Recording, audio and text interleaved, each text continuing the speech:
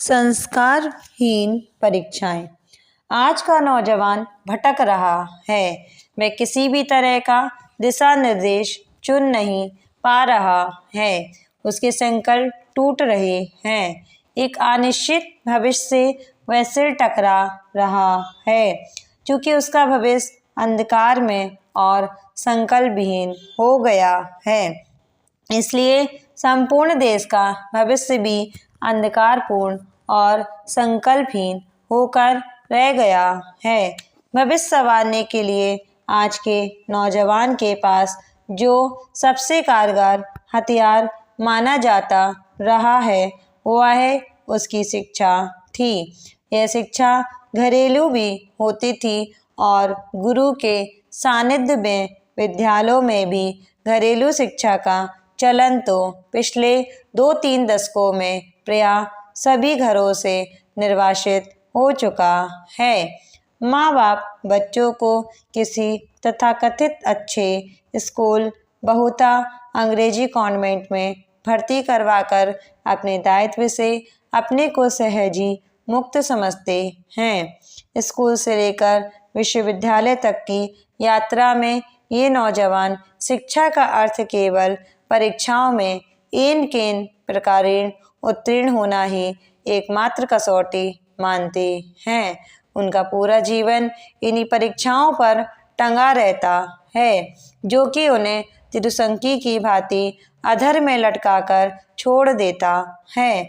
ये परीक्षाएं उस शिक्षा के पास पड़ोस भी नहीं पहुंचती हैं जो उन्हें जीवन जीने की कला सिखाती थी। इन परीक्षाओं की विडंबना यह है कि उत्तरोत्तर समाज में उनकी मान्यता और प्रतिष्ठा गिरती ही गई है। इनमें उत्तीर्ण होकर भी ये छात्र ना तो किसी आजीविका में सीधे प्रवेश कर पाते हैं और ना इनके सहारे वे अपना सहज जीवन ही सुचारू रूप से चला पाते हैं। आज के 2500 साल पहले भारतीय जीवन पद्धति में परीक्षाएं अत्यंत पवित्र और प्रतिभा की मानक कसौटियां हुआ करती थी। छात्रों पर उनके गुरुओं की दी हुई शिक्षा की मुहरबंदी होती थी। देखते देखते परीक्षा की संपूर्ण पवित्रता नष्ट हो गई।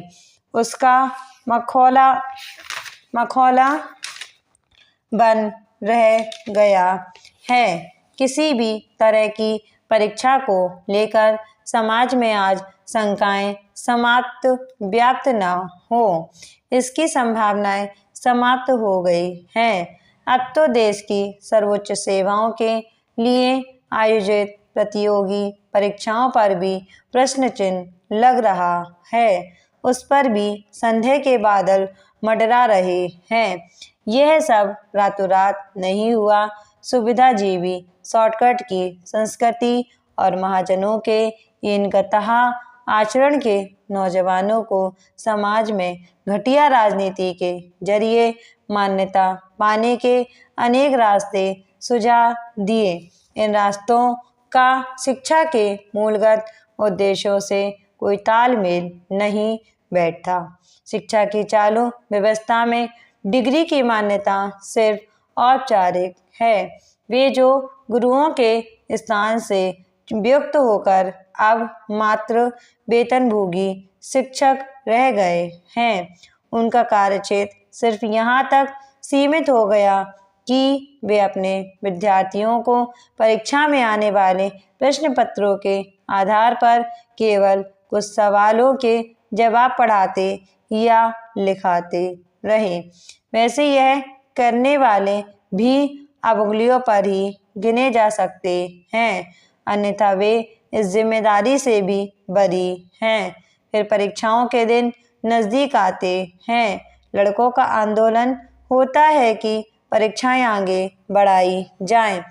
घेराव आंदोलन, हड़ताल, मारपीट, वॉकआउट, लाठीचार्ज, गोली, बंदूक, इन सब प्रतिक्रियाओं से गुजरी हुई परीक्षाएं टलती जाती हैं और इस कदर टलती जाती है कि कुछ विश्वविद्यालयों में 4-5 साल पुरानी परीक्षाएं आज के दिन भी हो रही हैं।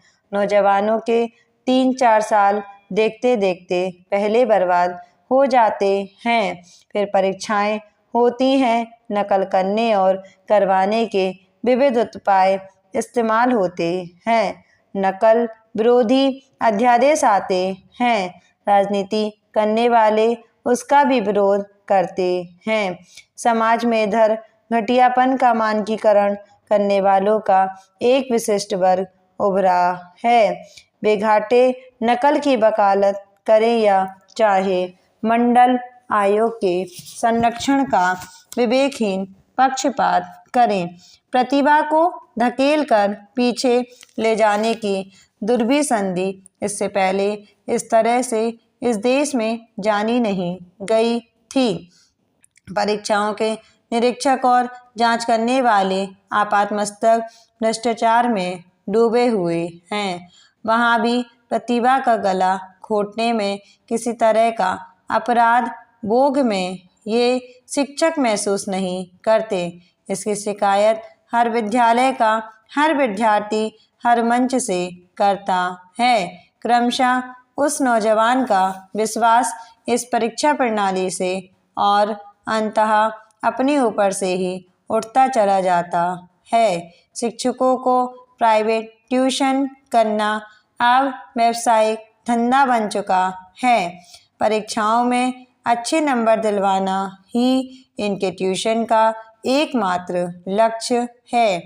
इसे वे भी जानते हैं और छात्रों के अभिभावक भी। वे जो ट्यूशन के दुष्चक्र से अपने को अलग रखने की चेष्टा करते हैं, वे इसका खामियाजा भी भुगतते हैं। इसी तरह कोचिंग इंस्टीट्यूट का एक बहुत बड़ा जाल नगर नगर में फैल रहा है।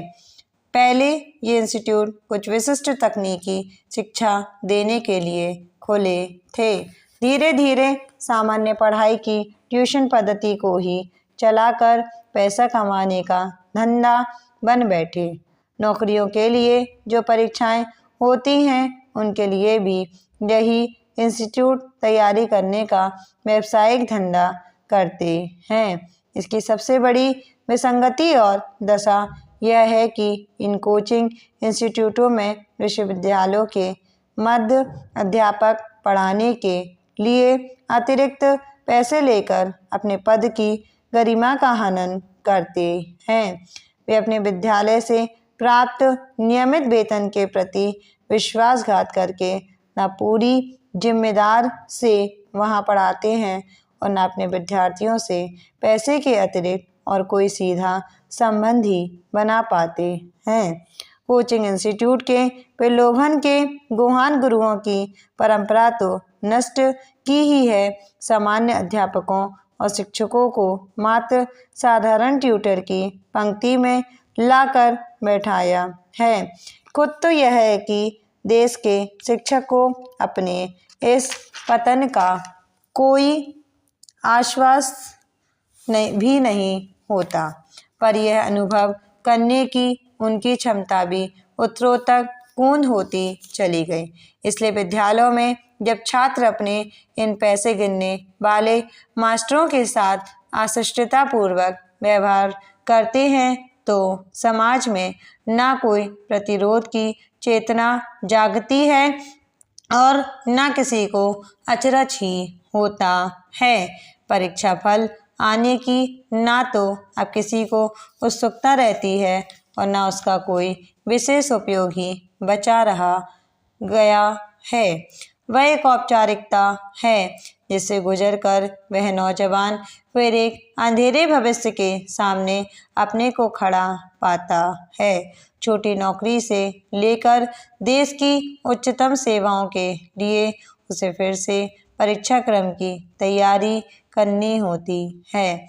यदि वह भाग्यवश किसी परीक्षा में सफल भी हो गया तो पाता है कि उसके जीवन का बहुमूल्य अर्धांश लगभग 30-35 वर्ष परीक्षाओं को जूझने में ही गुजर चुका है।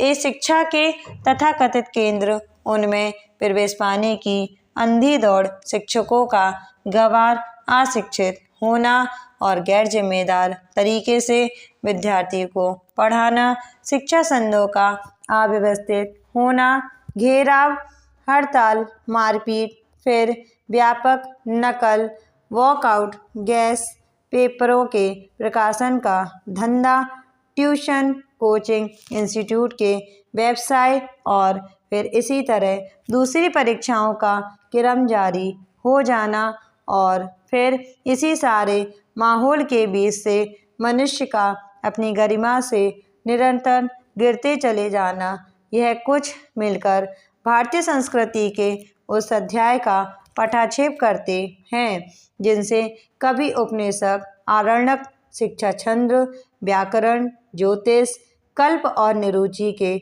उपलब्धि प्रथम बार इसी भूखंड में हुई थी।